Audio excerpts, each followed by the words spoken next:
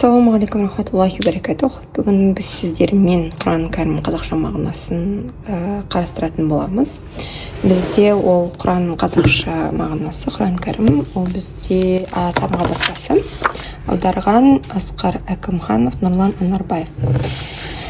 Сонымен Құран кәрім дегеніміз не? Құран кәрім оқылуы сауап, тыңдаушының құлақ құрышын қандырып, жан сарайын нұрға бөлейтін, әрбір аятын өмірлік қағидат етіп ұстанған жанға екі дүниелік бақыттың кілтін сыйлайтын теңдессіз мұғжиза кітап. Құран сөзі арабша аударғанда қараа, оқыды деген мағынаны білдіретін етістіктің түбірі. Тілдік тұрғыдан оқылатын нәрсе деген мағыналарды білдіреді. Құранның негізгі атауынан бөлек тағы да бір қатар атауы бар.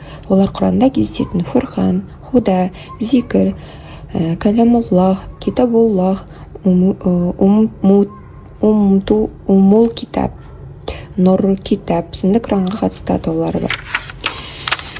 Бізде ең алғашқы Құранның анасы болып саналатын ол Фатиха сүресі. Фатиха сүресі Құран кәрімнің беташары саналатын. Бұл сүре пайғамбарлықтың алғашқы жылдары Меккеде түскен, ұзын саны 7 аятттан тұрады.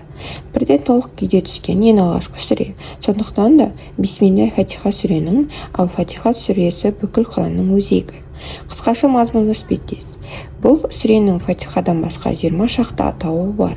Мәселен, намазды оқылу уәжіп болғандықтан Суратус Салла, намаз сүресі. Алла тағаланың аршының астындағы қазынадан түсірілген сарқымыз рухани қазынасы мағынасында кәнз, дертке дауа мағынасында шафия, бір сөз жеткілікті деген мағынада уәфия, кафия, Құрандағы бүкіл сүрелердің негізгі өзегі мағынасында уммул китап, әл-әссәс атауларын атап өтуге болады. Расында бұл сүре Құран кәрімнің қысқаша ғана мазмұны саналады. Жалпы Құран кәрімнің негізгі тақырыптары мыналар. Бірінші, тәухид, яғни бір Аллаға ғана құлшылық ету. Екінші, табуат, яғни пайғамбарлық. Үшінші, ақырет, яғни о дүниеге қатысты ғайыптан хабарлар. Төртінші, құлшылық пен әділдікті қамтыған тура жол. Байқасаңыз, Фатиха сүресі де аталмыш тақырыптардың бәрі қамтиды. Аудармасына кешпес бұрын біз арабшасын оқып алайық. Менде Медина баспасы араб тілінде.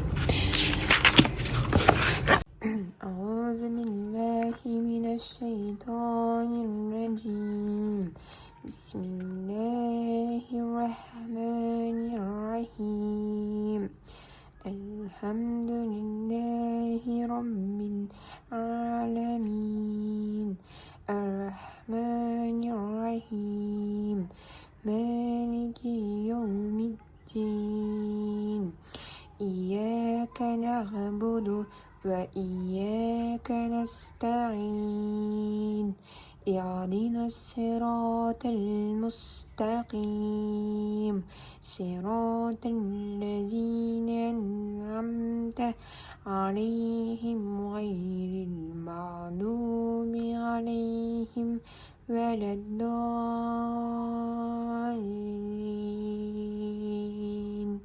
آمين. Мағынасы аса рақымды, аса рақымды Алланың атымен. Бисмиллахир-рахманир-рахим. Бар мадақ пен шүкіршілік әлемдердің Раббысы Аллаға арналады. Алхамдулиллахи роббил алямин. Ар-рахманир-рахим. Ар-рахманир-рахим ол рахман, аса рақымды.